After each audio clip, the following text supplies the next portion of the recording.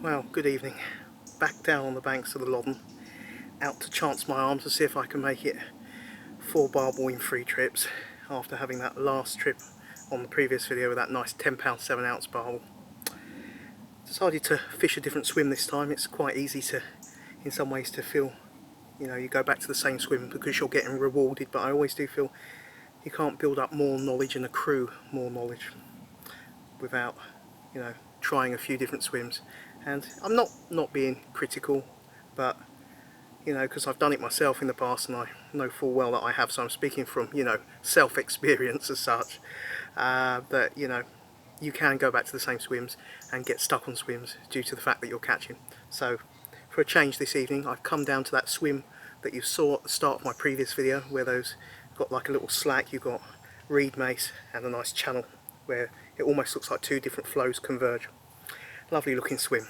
I am going to be giving that a go this evening. I'm going to fish into darkness, and as you can probably also tell, I also cut the grass so to speak, give myself a good shaving on the old doorknob as such and really trim my hair back.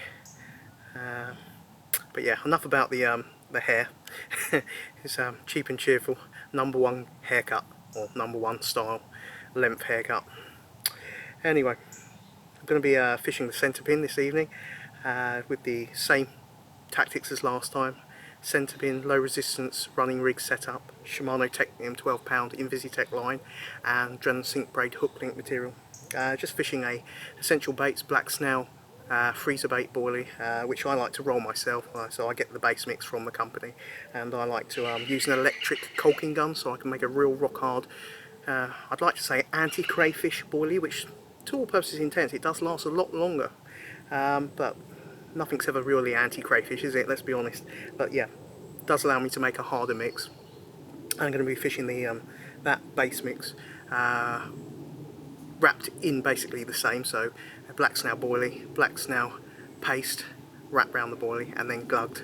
I'm just fishing that with a few free offerings and a light amount of birdseed, which I'm going to deciding at the moment, chopping, kind of umming and ahhing even, whether to either chop and change and put 50% in by hand, scattering it, and the rest with the bait dropper, but I'll decide in a little while. Just seen a chub downstream, definitely a chub I think, just rising.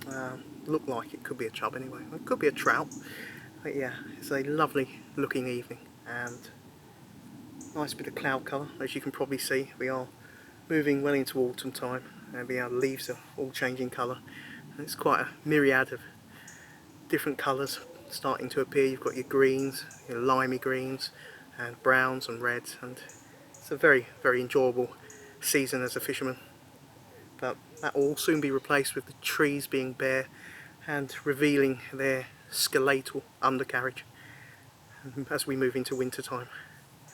But yeah, just nice to be out, and fingers crossed, new swim that I've not fished before, and hopefully this mini purple patch will continue, and who knows, maybe I'll pick up another barbel. Would be nice to make it 4 barbel in 3 trips, but you never know with this moody waterway. As I said last time, she can and will pull the carpet from underneath an angler, and more or less as you've had the carpet pulled from under you and you're on the ground, be above you going, I told you, respect me.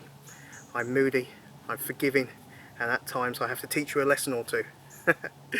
But yeah, anyway, I'm going to drop a little bit of bait in and get the gear set up, and I'll catch you guys in a bit. See you soon.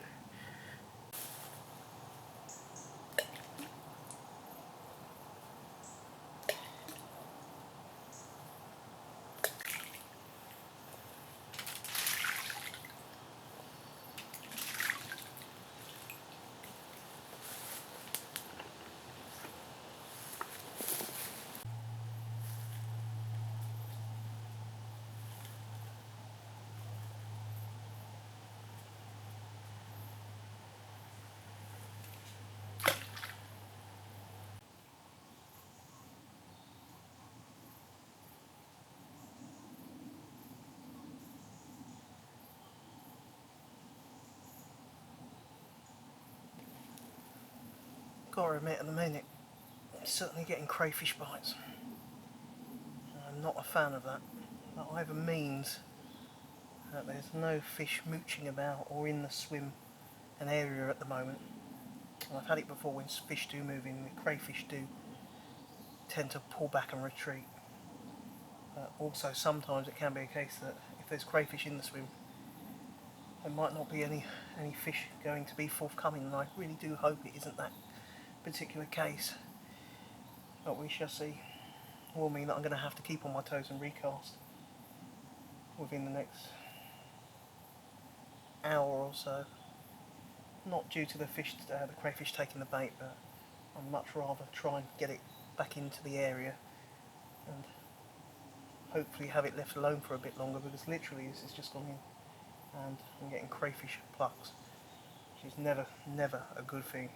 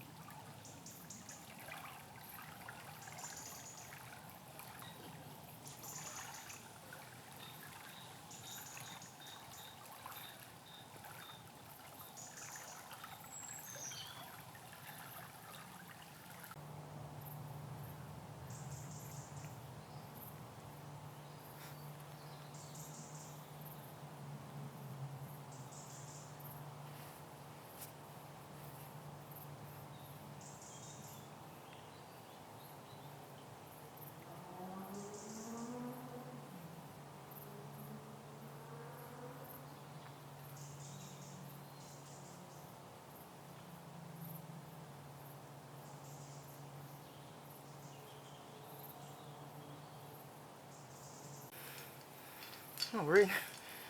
Whether I can get it past the reed base is another matter.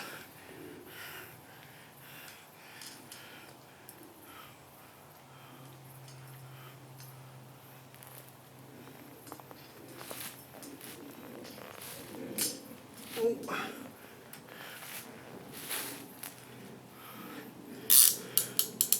Ouch.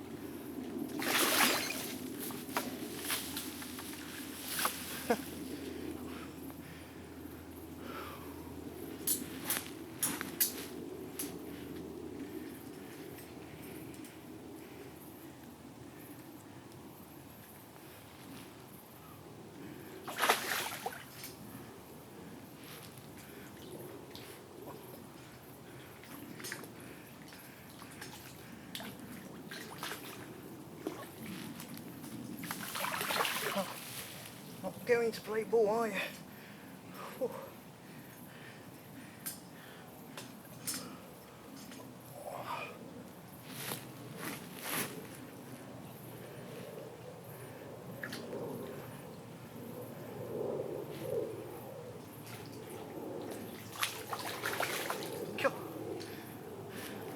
I think it's a massive fish, that's for sure, from what I'm seeing. Oh yeah, that with a flow. Cool. All that scrapping.